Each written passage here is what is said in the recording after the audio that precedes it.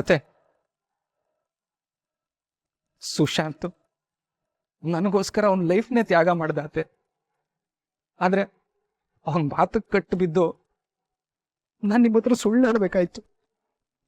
ಸಾಕ್ ಮಾಡಿ ಸಂದೀಪ್, ಇನ್ನು ಎಷ್ಟು ಸುಳ್ಳು ಅಂತ ಹೇಳ್ತೀರಾ? ಇವತ್ ನನಗ್ ಬಂದಿದ್ ಪರಿಸ್ಥಿತಿ ನಿಮ್ಮ ತಾಯಿಗ್ ಬಂದಿದ್ರೆ ನೀವ್ ಸಹಿಸ್ಕೊತಾ ಇದ್ರಾ?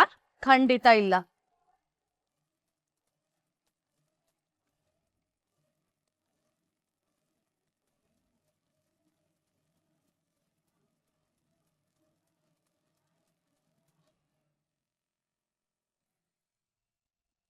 ನಿಮ್ ಜಾಗದಲ್ಲಿ ನಾನೇನಾದ್ರೂ ಇದ್ದಿದ್ರೆ ನನ್ ಮಗ ನಿಮಗ್ ಮಾಡಿರೋ ಅನ್ಯಾಯಕ್ಕೆ ಅವನ್ನ ಸಿಗ್ದು ತೋರಣ ಕಟ್ಬಿಡ್ತಾ ಇದ್ದೆ.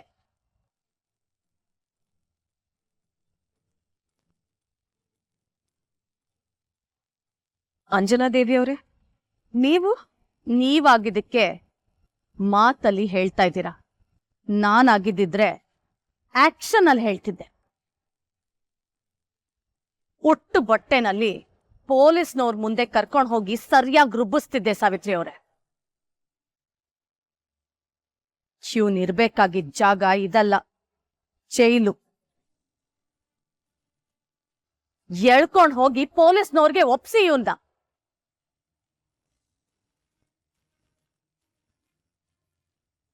ನನ್ ಮಗ ಒಬ್ರು ಜೀವ ತೆಗಿಯೋಷ್ಟು ಕ್ರೂರಿ ಆಗ್ತಾನೆ ಅಂತ ನಾ ಖಂಡಿತ ಅನ್ಕೊಂಡಿರ್ಲಿಲ್ಲ. ಮುಚ್ಚ ಬಾಯಿ. ನಿನಗ್ ಯಾಕೋ ಇಂಥ ಕೆಲ್ಸ ಮಾಡೋದಕ್ ಮನ್ಸ್ ಬಂತು? ಆಕ್ಸಿಡೆಂಟ್ ಮಾಡಿದ್ದು ಅಲ್ದೆ ಆ ಪಾಪದ ಹುಡುಗ ಸುಶಾಂತ್ ಮೇಲೆ ಅದನ್ನ ಹಾಕಿ ಹೇಗೋ ನೆಮ್ಮದಿ ಆಗಿದೀಯಾ? ನೀನ್ ಮಾಡಿದ್ ಒಂದ್ ತಪ್ಪು ಇಡೀ ಕುಟುಂಬನೇ ಕಣ್ಣೀರಲ್ಲಿ ಕೈ ತೊಳೆಯೋ ಹಾಗಾಗಿದೆ. ಅಮ್ಮ, ನನ್ ಬಾಯಲ್ಲಿ ಸುಳ್ಳು ಹೇಳ್ತಿದ್ದೆ ಸುಶಾಂತಮ್ಮ. ನಾನ್ ಜೈಲ್ಗೆ ಹೋಗೋದಕ್ಕೆ ರೆಡಿಯಾಗಿದ್ದೆ, ಆದ್ರೆ ಅವನೇ ನನ್ ತಡೆದಿದ್ದು. ಅದಕ್ಕೆ ನೀನ್ ಒಪ್ಕೊಂಡ್ಬಿಟ್ಯಾ? ಮಹಾಪುರುಷ ಸಾಧನೆ ಮಾಡಿದ್ಯಾ ನೋಡು. ತಪ್ಪು ಮಾಡಿದ್ಮೇಲೆ ಹೀಗೆಲ್ಲ ಹೇಳೋದು ತುಂಬಾ ಸುಲಭ ಸಂದೀಪ್. ಒಬ್ಬ ತಾಯಿಗೆ ತನ್ನ ಮಗನ್ನ ಅಪರಾಧಿ ಸ್ಥಾನದಲ್ಲಿ ನೋಡೋದು ಎಷ್ಟು ಕಷ್ಟ ಅಂತ ಗೊತ್ತಾ ನಿನ್ಗೆ? ಅದ್ರಲ್ಲೂ ಏನು ತಪ್ಪು ಮಾಡ್ದೆ ನನ್ ಮಗ ಶಿಕ್ಷೆ ಅನುಭವಿಸ್ತಾ ಇದ್ದಾನಲ್ಲ. ನನಗೆ ನಿಮ್ ಪರಿಸ್ಥಿತಿ ಅರ್ಥ ಆಗುತ್ತೆ ಸಾವಿತ್ರಿ ಅವರೇ. ದಯವಿಟ್ಟು ಸಮಾಧಾನ ಮಾಡ್ಕೊಳ್ಳಿ. ನಿಮ್ಮನ್ನ ನಾನು ಹೀಗ್ ನೋಡಕ್ಕಾಗಲ್ಲ. ನೀವ್ ಯಾವಾಗ್ಲೂ ಕಳಕಳಿಯಾಗಿರೋರು. ಲೈಫಲ್ಲಿ ಏನೇ ಕಷ್ಟ ಬರ್ಲಿ ನಗ್ನಗ್ತಾ ಇರ್ತೀರಿ. ನನ್ ಮಗನಿಂದಾಗಿ ನಿಮ್ಗೆ ಈ ಪರಿಸ್ಥಿತಿ ಬಂತಲ್ಲ. ಇಂಥ ಮಗನಿಗೆ ಜನ್ಮ ಕೊಟ್ನಲ್ಲ, ನನ್ ಬಗ್ಗೆ ನನಗೆ ನಾಚಿಕೆ ಆಗ್ತಿದೆ. ಮಗ ಮಾಡಿದ ತಪ್ಪಿಗೆ ನೀವ್ಯಾಕೆ ಇಷ್ಟು ನೊಂದ್ಕೋತೀರಾ ಅಂಜನಾ ಅವ್ರೆ? ಪರವಾಗಿಲ್ಲ ಬಿಡಿ. ಬಹುಶಃ ನಮ್ಮ ಹಣೆಯಲ್ಲಿ ಇಂಥ ಅನ್ಯಾಯ ಆಗ್ಲೇಬೇಕು ಅಂತ ಬರ್ದಿತ್ತು ಅನ್ಸುತ್ತೆ.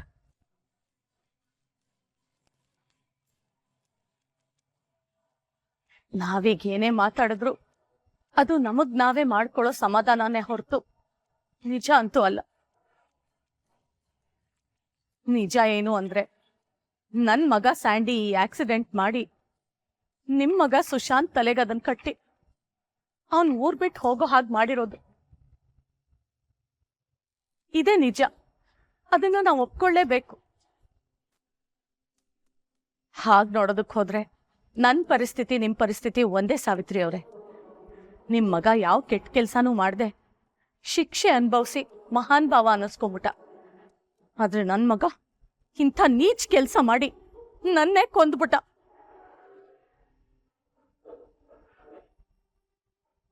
ನನ್ ಮಗ ಒಬ್ರು ಜೀವ ತೆಗ್ದಿದ್ದಾನೆ ಅಂತ ಯೋಚನೆ ಮಾಡಿದ್ರೇನೆ ನನ್ ಹೊಟ್ಟೆನಲ್ಲಿ ಬೆಂಕಿ ಬಿದ್ದಾಗ್ತಿದೆ.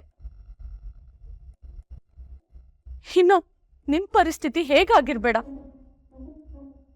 ಇಷ್ಟು ವರ್ಷ ಈ ಅಂಜನಾದೇವಿ ತಲೆ ಎತ್ಕೊಂಡು ಓಡಾಡ್ತಿದ್ಲು. ಇನ್ನು ಸಾಯೋವರೆಗೂ ನಾನು ಈ ಪಶ್ಚಾತ್ತಾಪದಲ್ಲೇ ಬದುಕ್ಬೇಕು. ಇಂಥ ಮಗನ್ ತಾಯಿ ಅನ್ನಿಸ್ಕೊಂಡು ಬದುಕೋದಕ್ಕಿಂತ ಸಾಯೋದೇ ಮೇಲು ಅನ್ನಿಸ್ತಿದೆ.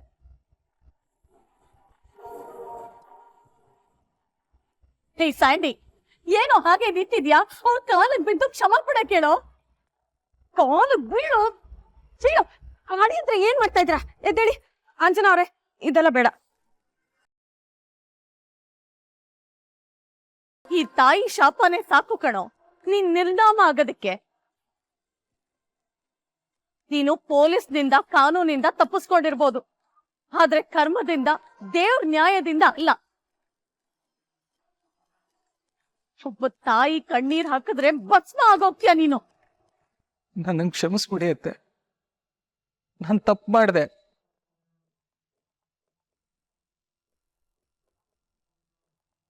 ನೀನ್ ಅವತ್ತೇ ಈ ಕೆಲ್ಸ ಮಾಡಿದಿದ್ರೆ ಅವತ್ ಸಾಯ್ತಾಗಿದ್ದು ಒಂದೇ ತಾಯಿ, ಅದು ಈ ಅಂಜನಾದೇವಿ. ಆದ್ರೆ ಇವತ್ತು ನೀನ್ ಮಾಡಿರೋ ಈ ಕಚಡ ಕೆಲ್ಸಕ್ಕೆ ಒಟ್ಟಿಗೆ ಇಬ್ರು ತಾಯಂದ್ರನ್ನ ಸಾಯಿಸ್ಬಿಟ್ಟಿಯಲ್ಲೋ.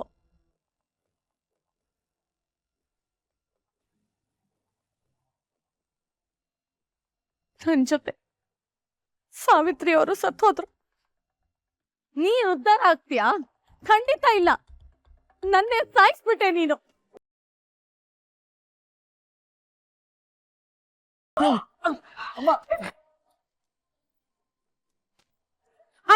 ಏನ್ ಮಾಡ್ತಾ ಇದೀರಾ? ದಯವಿಟ್ಟು ಇದೆಲ್ಲ ನಿಲ್ಸಿ. ಇಲ್ಲ ಸಾವಿತ್ರಿ ಅವರೇ, ಇವನನ್ನ ನಾನಿವತ್ತು ಸುಮ್ಮನೆ ಬಿಡಲ್ಲ. ಇವನನ್ನ ಕೊಂದು ಹಾಕ್ಬಿಡ್ತೀನಿ. ಇಂಥ ಮಗ ಇದ್ರು ಒಂದೇ ಹೋದ್ರು ಒಂದೇ. ಆಮೇಲೆ ಇವನ್ ಜೊತೆ ನಾನು ಹೋಗ್ಬಿಡ್ತೀನಿ.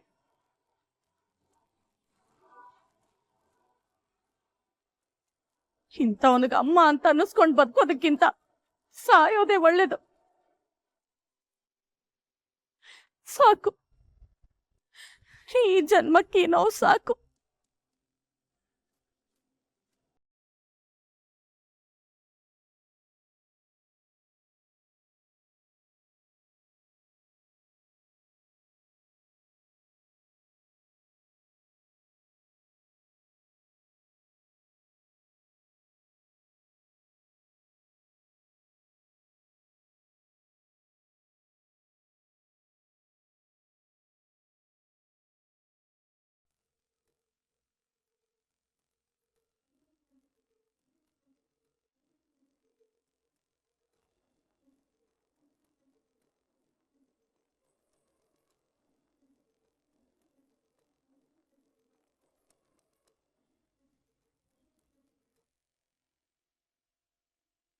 ರಾಜ್ ಬಂದೆ ಬಿಟ್ರಾ?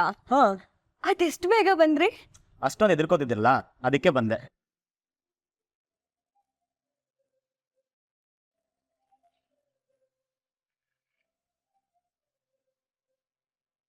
ಯಾಕ್ರಿ ಹೆಂಗ್ ಕಣ್ಬಿಡ್ಕೊಂಡು ನೋಡ್ತಿದ್ದೀರಾ? ನಾನು ಹಾಗೆ ಯಾರ ಕಷ್ಟದಲ್ಲಿದ್ರೆ ತಕ್ಷಣ ಹೆಲ್ಪಿಗೆ ಬಂದ್ಬಿಡ್ತೀನಿ. ಅದ್ರಲ್ಲೂ ನೀವು ತುಂಬಾ ಎದುರ್ಕೊಂಡಿದ್ರಿ, ಅದಕ್ಕೆ ಬಂದೆ. ಹಲೋ, ಅಷ್ಟೊಂದೆಲ್ಲ ಏನ್ ರೇಗಿಸ್ಬೇಡಿ. ನೀವು ಬರ್ದೇ ಇದ್ದಿದ್ರು ನಾನು ಮ್ಯಾನೇಜ್ ಮಾಡ್ತಿದ್ದೆ. ನನ್ನ ತ್ಯಾಗದ ಬೆಲೆನೇ ಇಲ್ಲ. ಏನೋ ಫ್ರೆಂಡು ಮಾರಲ್ ಸಪೋರ್ಟ್ ಇರಲಿ ಅಂತ ಬಂದ್ರೆ ಈಗ ಹೇಳೋದಾ? ರಾಜ್, ಆದ್ರೆ ಭಯ ಆಗಿದ್ದು ನಿಜಾನೇ. ಅಂದ್ರೆ ಈಗ ಆಗ್ತಿಲ್ಲ ಅಂತನಾ? ನಿಮ್ಮನ್ನ ನೋಡಿದ್ಮೇಲೆ ಏನೋ ಒಂಥರ ಧೈರ್ಯ ಬಂತು. ನಿಮ್ಗೆ ಇದನ್ನೆಲ್ಲ ಹೇಳ್ಬಾರ್ದು, ಓವರ್ ಬಿಲ್ಡಪ್ ಕೊಡ್ಬಾರ್ದು ಅಂತ ಅನ್ಕೋತೀನಿ. ಹಾಳಾದ ಬಾಯಿ ಸುಮ್ನೆನೆ ಇರಲ್ಲ. ಹೇಳಿದ್ರೆ ಹೆಚ್ಕೊಂಡ್ಬಿಡ್ತೀರಲ್ಲ ನೀವು. ಅಬ್ಬಾ, ಒಳ್ಳೇದ್ ಮಾತಾಡೋದಕ್ಕೂ ತೂಕ ಮಾಡ್ತೀರಲ್ರಿ ಮುನಿಯಮ್ಮ. ಅಲ್ಲ, ನೀವು ನನಗೆ ಎಷ್ಟೆಲ್ಲ ಸಪೋರ್ಟ್ ಮಾಡ್ತೀರಾ, ನಾನು ನಿಮಗೆ ಮಾಡಬಾರ್ದಾ?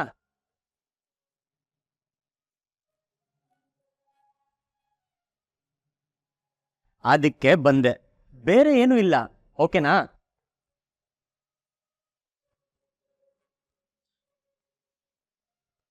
ಅದ್ ಬಿಟ್ಟಾಕಿ ಡೀಪ್ ಥಾಟ್ ನಿಮ್ಗೆ ಅರ್ಥ ಆಗಲ್ಲ. ಈಗ ಹೇಳಿ, ಏನ್ ನಿಮ್ ಪ್ರಾಬ್ಲಮ್ಮು? ಪ್ರಾಬ್ಲಮ್ ನಂದಲ್ಲ ರೀ, ಚಾಂದಿನಿ ಮೇಡಮ್ದು. ಅವ್ರೇನೋ ಸ್ವಲ್ಪ ಟೆನ್ಷನಲ್ಲಿದ್ದಾರೆ. ಅವ್ರ ಕೋಪ ನೋಡ್ತಿದ್ರೆ ಎದ್ರಿಗೆ ಬಂದವ್ರೆ ಸುಟ್ಬಿಡ್ತಾರೆ ಅನ್ನಿಸ್ತಿದೆ.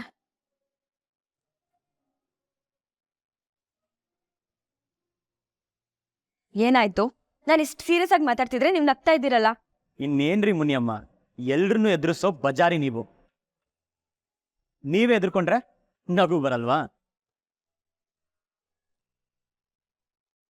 ಈಗೇನು ನೀವು ನನ್ನ ಆಡ್ಕೊಳ್ಳೋದಕ್ಕೆ ಬಂದಿದ್ದೀರೋ ಸಪೋರ್ಟ್ ಮಾಡೋದಕ್ಕೆ ಬಂದಿದ್ದೀರೋ? ಸಾರಿ ಮುಂದುವರಿಸಿ. ಕಾಂಟ್ಯಾಕ್ಟ್ ಬಗ್ಗೆ ಚಾಂದಿನಿ ಮೇಡಮ್ ಜೊತೆ ಮಾತಾಡೋಣ ಅಂತ ಅನ್ಕೊಂಡೆ ಬಂದೆ ರಾಜ್. ಅವ್ರು ನೋಡಿದ್ರೆ ಗುರ್ರ ಅಂತಿದ್ದಾರೆ. ಇಂಥ ಟೈಮಲ್ಲಿ ನನಗೆ ಕೆಲಸ ಕೊಡ್ತಾರೋ ಇಲ್ವೋ ಅಂತ ಭಯ ಆಗ್ತಿದೆ. ರೀ, ತಪ್ಪು ಮಾಡಿರೋದು ನೀವಾ? ಅಲ್ಲ, ಮತ್ತ್ಯಾಕೆ ನಿಮ್ಮ ಹತ್ರ ಕೂಗಾಡ್ತಾರೆ?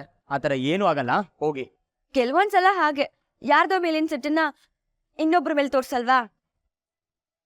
ನಾವು ಸರಿಯಾಗಿದ್ದು ನಮ್ ಟೈಮ್ ಕೈ ಕೊಟ್ರೆ ಎಲ್ಲ ಕೆಡುತ್ತೆ. ಅದ್ರಲ್ಲೂ ನನ್ನ ಟೈಮ್ ಅಂತೂ ಯಾವಾಗ್ಲೂ ಕೆಡ್ತಾನೆ ಇರುತ್ತೆ. ರೀ, ಇಷ್ಟೊಂದು ಓವರಾಗಿ ಯಾರ ಥಿಂಕ್ ಮಾಡ್ತಾರ?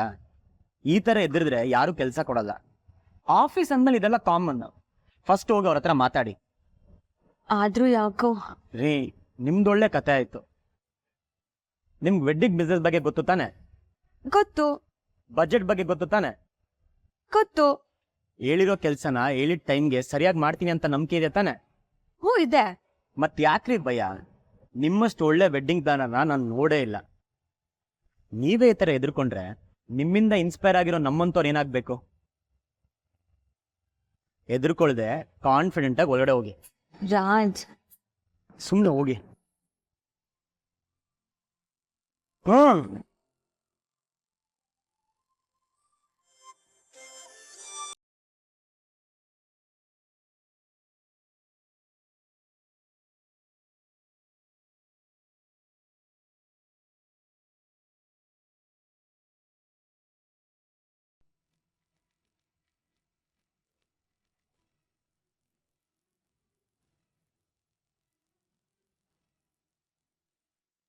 ಭಾವ,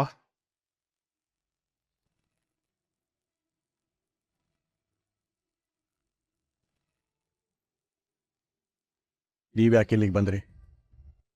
ಯಾರು ಬರೋದಕ್ಕೆ ಹೇಳಿತು? ನಾನೇ.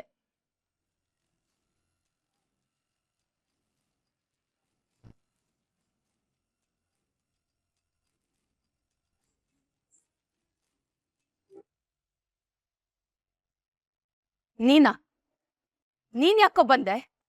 ಇಷ್ಟೆಲ್ಲ ಆದ್ಮೇಲೆ ಯಾವ ಮುಖ ಹೊತ್ಕೊಂಡ್ ಬಂದಿದ್ಯಾ? ತೊಲ್ಗೋ ಆಚೆ. ಕಮಲಾ, ಒಂದ್ ನಿಮಿಷ ವಿಚಾರಿಸೋಣ.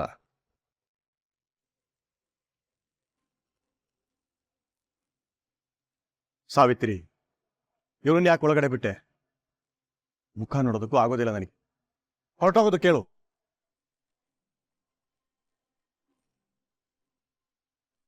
ಹೌದು, ಅವತ್ತು ನಿಮಗೆ ರಾಜ್ ಮುಖ ನೋಡಕ್ ಇಷ್ಟ ಇರಲಿಲ್ಲ, ಇವತ್ತು ಇವ್ರ ಮುಖ ನೋಡಕ್ ಇಷ್ಟ ಇಲ್ಲ.